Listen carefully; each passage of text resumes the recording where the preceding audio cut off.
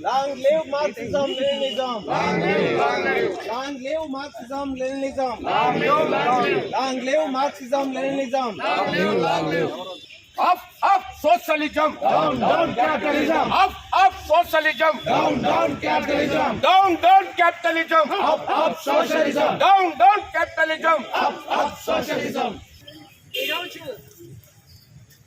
Lenin చెప్పినటువంటి సామ్రాజ్యవాదం ఏదైతే పెట్టుబడిదారీ దశ అత్యున్నత దశ అని చెప్పారో ఈ సామ్రాజ్యవాదం పెట్టుబడిదారీ వ్యవస్థ యుద్ధాలు లేకుండా మనజాలదు.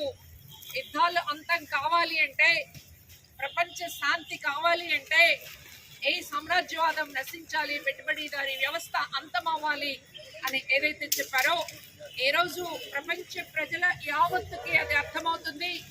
నిష్కారణంగా ఇరాన్ మీద దాడికి కొనుక్కోవడం, వెనిజులా ఎన్నికైనటువంటి అధ్యక్షుడిని ఆయన భార్యతో సహా తీసుకువెళ్లి జైల్లో పెట్టడం, ప్రపంచ వనరులన్నింటినీ కాజేస్తే తప్ప అమెరికా సామ్రాజ్యవాదం బ్రతకలేనటువంటి పరిస్థితి ఈరోజు మన కళ్ళందరికీ కనిపిస్తూ ఉంది. దాని ఫలితం ఎక్కడో ఇరాన్లో యుద్ధం జరుగుతుంది, మన మీద లేదు అని చెప్పేసి అనుకోవడానికి లేదు. వేల మంది కార్మికులు, లక్షల మంది కార్మికులు ఈరోజు హర్యానా, ఉత్తరప్రదేశ్ రాష్ట్రాల్లో వీధుల్లోకి రావాల్సినటువంటి అగత్యం ఏర్పడింది. చూసినట్లయితే ఎంత దుర్భరమైన పరిస్థితుల్లో కార్మిక వర్గం ఈరోజు బ్రతుకులు ఈడుస్తుంది అనేది మనకు అర్థమవుతుంది. నెలకి 10,000, 12,000 జీతంతో ఢిల్లీ పరిసర ప్రాంతాల్లో బ్రతకడం అంటే అది మానవ జీవితమా? ఎలుకల కంటే, పశువుల కంటే, పందుల కంటే అధ్వానంగా జీవించాల్సినటువంటి పరిస్థితుల్లో ఈరోజు కార్మిక వర్గం ఉందా అనేది మనకు అర్థమవుతుంది.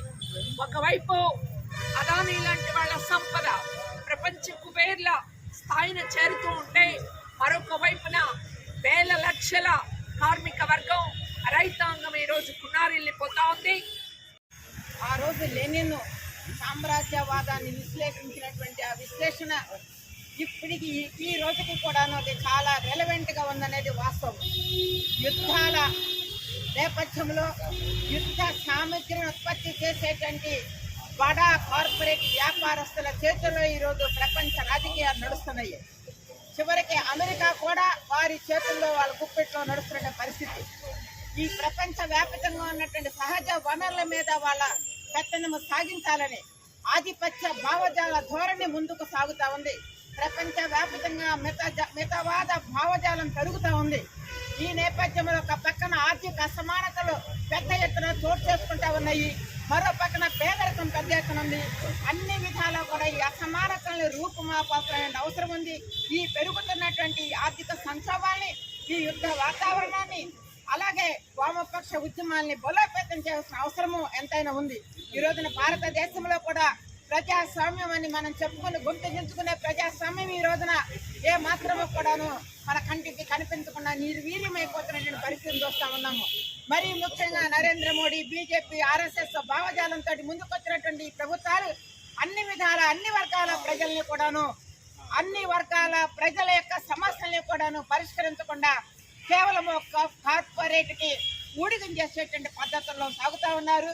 అది మన కళ్ళ ముందు స్పష్టంగా కనిపిస్తూ ఉంది. ఆదాని, అంబానీల సంపద ఏ రకంగా పెరుగుతూ ఉందో, అదే నేపథ్యంలో మరొక కోణంలో మరొక నాణ్యానికి రెండో వైపు అన్నట్టుగా పేదరికం కూడా అదే స్థాయిలో పెరుగుతూ ఉంది.